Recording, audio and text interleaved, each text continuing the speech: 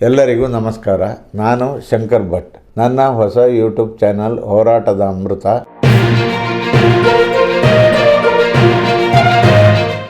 India ಮೈತ್ರಿಕೂಟ ಅಧಿಕಾರಕ್ಕೆ ಬಂದ ನಂತರದ ದಿನವೇ ಮಹಿಳೆಯರ ಖಾತೆಗೆ ಟಕಾಟಕ್ ಹಣ ಜಮಾವಣೆ ಮಾಡಲಾಗುವುದು ಅಂತ ಕಾಂಗ್ರೆಸ್ ನಾಯಕ ರಾಹುಲ್ ಗಾಂಧಿ ಘೋಷಣೆ ಮಾಡಿದ ಪರಿಣಾಮ ಪೋಸ್ಟ್ ಆಫೀಸ್ನಲ್ಲಿ ಖಾತೆ ತೆರೆಯೋಕೆ ಮಹಿಳೆಯರು ಮುಗಿಬಿದ್ದಿದ್ದಾರೆ.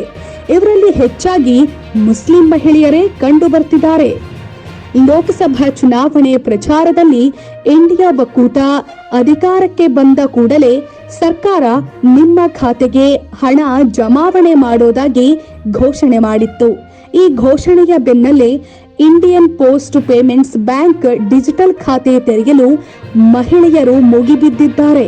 ಪ್ರತಿ ತಿಂಗಳು 8,500 ರೂಪಾಯಿ ಹಣ ಬರಲಿದೆ ಎಂಬ ನಿರೀಕ್ಷೆಯಲ್ಲಿ ಪೋಸ್ಟ್ ಆಫೀಸ್ ಮುಂದೆ ಕ್ಯೂ ನಿಲ್ತಿದ್ದಾರೆ. ಕಳೆದ 15 ದಿನದಿಂದ ನಿತ್ಯ ಸಾವಿರಾರು ಸಂಖ್ಯೆಯಲ್ಲಿ ಖಾತೆ ತೆರೆಯಲು ಮಹಿಳೆಯರು ಮುಗಿಬೀಳುತ್ತಿರೋದು ಕಂಡು ಬಂದಿದೆ.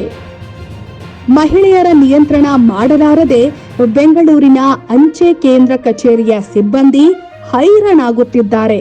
4 ಗಂಟೆಯಿಂದಲೇ ಕಚೇರಿ ಮುಂದೆ ಶಿವಾಜಿನಗರ, ವಸಂತನಗರ ಮುಂತಾದ ಕಡೆಗಳಿಂದ ಮಹಿಳೆಯರು, ಅವರ ಜೊತೆಗೆ ಬರ್ತಾ ಇರುವ ಪುರುಷರು ಕೂಡ ಅಂಚೆ ಕಚೇರಿ ಆವರಣವನ್ನ ಅಕ್ಷರಶಃ ಸಂತೆಯಾಗಿಸಿದ್ದಾರೆ. ಮಹಿಳೆಯರ ನಿಯಂತ್ರಣ ಸಾಧ್ಯವಾಗದೆ ಅಂಚೆ ಸಿಬ್ಬಂದಿ ಟೋಕನ್ ವಿತರಿಸಲು ಆರಂಭಿಸಿದ್ದಾರೆ. ಬೆಳಗ್ಗೆ 4 ಗಂಟೆಗೆ ಟೋಕನ್ ವಿತರಣೆ ಆರಂಭವಾಗುತ್ತಿದೆ. ಸಾವಿರಾರು ಸಂಖ್ಯೆಯಲ್ಲಿ ಕ್ಯೂ ನಿಂತು ಮಹಿಳೆಯರು ಟೋಕನ್ ಪಡೆಯುತ್ತಿದ್ದಾರೆ. ಖಾತೆ ತೆರೆಯುತ್ತಿರುವ ಮಹಿಳೆಯರಿಗೂ ಹಣ ಬರುವ ಬಗ್ಗೆ ಖಚಿತ ಮಾಹಿತಿ ಇಲ್ಲ. ಅಕೌಂಟ್ಗೆ ಹಣ ಬರುತ್ತೆ ಅಂತ ಅಕ್ಕಪಕ್ಕದವರು ಹೇಳಿದ್ರು.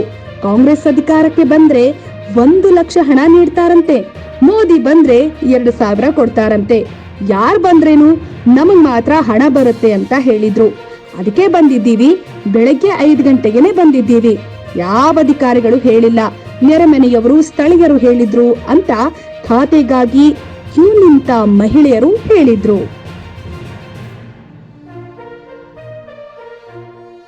ಶೇರ್ ಮಾಡಿ, ಸಬ್ಸ್ಕ್ರೈಬರ್ ಆಗಿ, ಬೆಲ್ ಐಕನ್ ಅನ್ನು ಒತ್ತಲು ಮರೆಯದಿರಿ.